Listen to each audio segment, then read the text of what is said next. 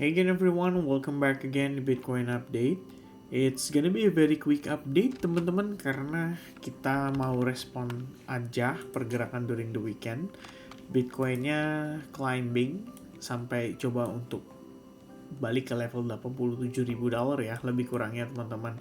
Sebenarnya kalau misalnya kita menilai dari closing daily yang berpotensi terbentuk di sekitaran 5 jam 22 menit dari sekarang, harusnya bagus. Kenapa? Karena ini jadi sebuah pola gitu ya. Jadi kalau kalian search Three River Morningstar Pattern, ini klasik candlestick pattern, di mana kondisinya itu adalah candle merah dibalas dengan doji, dibalas dengan candle bullish engulfing. Jadi at the end of the day closingnya yang penting ini ya. Jadi ini sebagai penanda kalau marketnya indecision. Jadi selling pressure diserap, terus ada buyers gitu. Intinya kayak gitu guys, logiknya gitu ya. Nah, cuman ada kendala. Kendalanya adalah it happened during the weekend. Iya. Yang mana kita tahu seperti biasa ya, kalau weekend itu bukan merupakan waktu yang tepat ya untuk kita melihat sebuah pergerakan masif. Alasannya karena volumenya itu patut dipertanyakan gitu. Kalau weekend yang gerakin market siapa ya, yang beli dan jual siapa?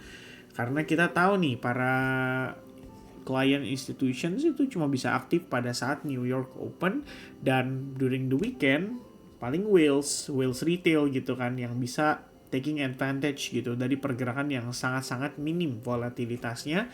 Dan assumption yang lain adalah mungkin saja ya untuk melikuidasi aja gitu kan.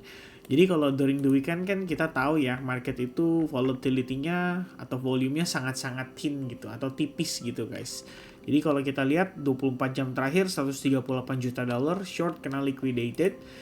Bitcoin-nya juga mungkin gitu ya. Coba untuk bersih-bersihin sedapatnya gitu kan. Dan seperti biasa dah kalau weekend orang spekulasi, longnya jadi banyak, shortnya juga banyak gitu. Bayangin Bitcoin turunnya cuma perlu ke 85.700 udah bisa nge-wipe out 700 juta dolar long position. Kalau Bitcoinnya naik ke 87.000, wipe outnya short position sekitar 522 juta dolar gitu.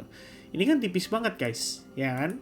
Jadi 1877 ada di sini, 877 87600 gitu. Terus bawahnya 85700 gitu di sini. Bayangin ya, cuma perlu begini doang, selpet gitu, beres ya, dapat tuh market maker teman-teman ya, duitnya gede langsung dar ya, wah cuan nih kita guys ya kan, cuma gara-gara weekend banyak orang spekulasi.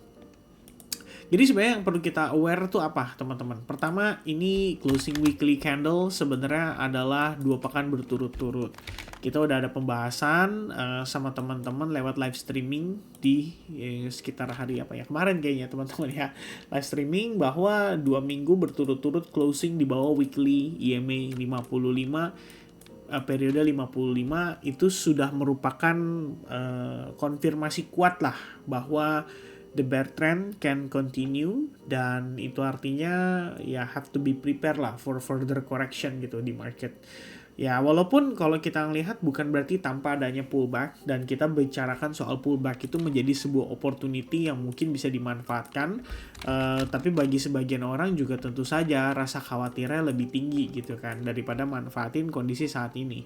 Dan kalau kita bicara soal catching the falling knife atau menangkap pisau jatuh, tentu saja berbahaya gitu. So what we need to do adalah wait until pisaunya jatuh gitu kan. Jadi biarkan pisaunya jatuh, tergeletak di lantai, baru dimanfaatkan. Dan what we got currently, or what we have currently, adalah kondisi yang mungkin saja pisaunya sudah terjatuh di lantai.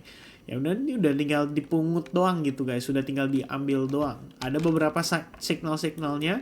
Salah satunya adalah kalau kita lihat dari segi jarum yang kebentuk di hari Jumat during market open loh ya, artinya kan ada buying pressure yang kuat sekali di situ.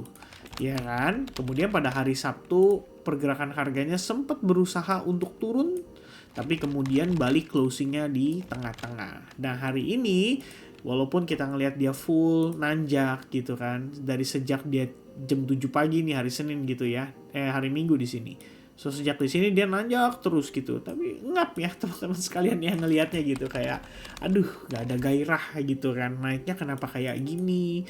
Bentuk polanya juga kalau kalian juga aware ya adalah rising wedge pattern gitu. That's not a bullish pattern ya, more like bearish pattern gitu. Which means sebenarnya kalau misalnya kita ngelihat dia eventually breakdown gitu kan, ya berarti kan turun lagi ya kan, koreksi lagi atau bergerak ke range harga yang lebih rendah. Dan memang kalau misalnya kita mengacu pada structure ya, posisi structure itu kan high point di sini, low point di sini. Jadi naiknya ini dengan dia naik yang sangat korektif ya, saya juga nggak akan denial mengatakan bahwa there's still a big chance ya untuk ngelihat Bitcoinnya malah rejected dan dia turun lagi gitu. Tinggal kita nggak tahu nih dia bisa ketahan di mana. Yang sementara sih memang support resistance ada pada kisaran level area ini 89.200 ya. Di situ merupakan kondisi di mana Bitcoin sempat ketahan beberapa waktu sebelum akhirnya bam dia turun gitu kan. Jadi kalau dia naik mungkin ngejar ke sana. Itu yang pertama. Yang kedua teman-teman sekalian, memang kita udah overstretch. Artinya kita ngelihat kondisi kita itu sudah terlalu parah gitu ya. Bayangin MACD yang saya udah pernah bahas sama teman-teman, ini udah sampai titik terendahnya melewati kondisi pada saat China ban crypto di 2021. Ini udah saya ulang-ulang terus gitu kan sama teman-teman sekalian gitu. Cuma kalau misalkan buat kalian tahu ya, MACD itu ideally ngasih signal confirmation reversalnya tuh bukan pada saat kita ngelihat seberapa jauh dia jatuh gitu. Ya seberapa jauh dia jatuh itu cuma buat ngasih kita konteks bahwa hey, maybe the bottom is no longer is not far gitu ya dari kondisi saat ini. Maybe swing low yang akan terbentuk udah tidak jauh lagi gitu. Mungkin akan segera di level-level yang mungkin udah mendekati area-area yang sekiranya bisa jadi level support yang kuat gitu. Dan itu yang ditunjukkan. Tapi kapan dia valid rebound atau dia valid bounce untuk either dia jadi pullback atau gimana, tetap syaratnya adalah berpotongan. Ini kalau buat MACD simpelnya gitu guys. Jadi MACD itu mengharuskan kita melihat ada beberapa signal atau beberapa candle confirmation lah yang nunjukin bahwa hey, I'm gonna create some reversal pattern gitu di level-level tertentu. Nah, ntar kalau misalnya gini, ini kalau misalnya daily Bitcoin closing kayak gini, ini kan berarti bullish, ya kan? Anda lihat juga RSI-nya aja sudah extremely oversold dan emang ada tanda-tanda dia bisa nanjak. Itu pertama. Yang kedua, kalau misalkan memang dia closing bullish, besok kemungkinan besar udah begini kondisinya, teman-teman. Ya, jadi kita belum tahu nih karena MACD itu kan perlu lihat close candle daily-nya. Ya, kalau misalnya close candle daily-nya udah valid tuh, bullish kayak tadi teman-teman dalam 5 jam 22 menit ke depan, ya udah kira-kira begini bentukannya gitu guys ya. MACD-nya kemungkinan akan mulai memotong atau berusaha mendekati untuk memotong. Jadi mirip kayak gini nih. Ya, mirip kayak gini. Oke, jadi dia belum motong tapi kayak mau motong nih gitu kan. Kalau motong harus kayak gini guys. Ya, jadi kalau kalian lihat nih, apa kondisi motong itu bisa dianggap indikasi awal dari bounce gitu kan. Ya ada beberapa kali kita lihat di sini, kemudian kondisi di sini ya kalau misalkan indeksnya dalam keadaan sudah masuk teritori merah terus dia mulai memotong ke atas and then we got a bullish movement gitu. Di sini juga sama. Waktu kita di sini berpotongan ya, berpotongan harga naik gitu ya untuk beberapa waktu lebih kurangnya sekitar $6.900 sebelum akhirnya turun lagi gitu. Nah, tapi beda case kalau kondisinya kayak gini gitu, misalnya terjadi pada saat dia udah parah negatif-negatif gitu ya. Ini kalian lihat ya di bulan Maret gitu guys ya. Nah itu juga sekaligus ditandai dengan kondisi tersebut. Ya ini sih sebelum akhirnya dia benar-benar rebound, kita ngelihat ada divergence dulu ya. Jadi dia divergence dulu kayak gini, price-nya still creating lower low, sekali lagi gitu, baru kemudian dia bam start rebound gitu. Ya ada pun case-case kayak gitu. Tapi kalau kita sederhanakan, maka yang kita butuhkan MACD adalah berpotongan dulu, baru kita tahu ya minimal dia bisa rebound untuk periode yang singkat gitu ya. Mungkin testing ke 92.000 kayak yang saya bahas di live streaming beberapa hari ya kemarin teman-teman. Jadi either kita ya take profit sebagian di sini gitu kan. Andai kan beli di bawah di range ini ya udah take profit aja sebagian, mungkin half portion di situ dan selebihnya bam nunggu dia testing ke zona $100.000 gitu, baru half portionnya dikeluarin lagi di situ. Itu kan bisa jadi opsi yang mungkin teman-teman bisa manfaatkan kira-kira gitu ya. Nah jadi Mungkin buat yang nggak tahu juga ya, kemarin itu kenapa Bitcoin malah bisa rebound gitu kan ya. Jadi setelah kita live streaming itu, saya lupa sih live streaming itu kita jam berapa ya guys ya. Saya cek dulu deh biar lebih enak gitu ya. Oh ini mah masih sore teman-teman. Sekitar jam 17.53 tuh berarti iya mau menjelang maghrib ya pada saat itu. Nah berarti pas lah saya harus update juga ke teman-teman ya. Mungkin buat yang nggak tahu kenapa sih market bisa rebound gitu ya. Oh udah deh ya. Saya kadang-kadang lose track of time guys. Jadinya bingung gitu kan. Tapi harusnya udah tahu ya, karena ada perubahan dari sini gitu. Jadi komentar terakhir yang sangat dovish dari William, ya, ini adalah anggota Federal Reserve, itu bikin market pricing in kalau the Fed jadi rate cut lah pada Desember mendatang.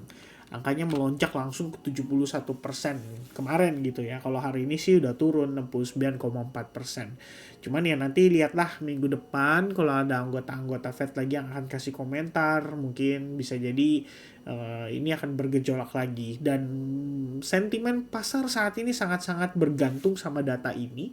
Jadi saya pikir kita hanya tinggal perlu ya menunggu kepastian aja ya, the Fed akan rate cut atau tidak gitu. But I think personally ya, tanggapan saya teman-teman, harusnya the Fed akan rate cut. Kenapa saya katakan kayak gitu?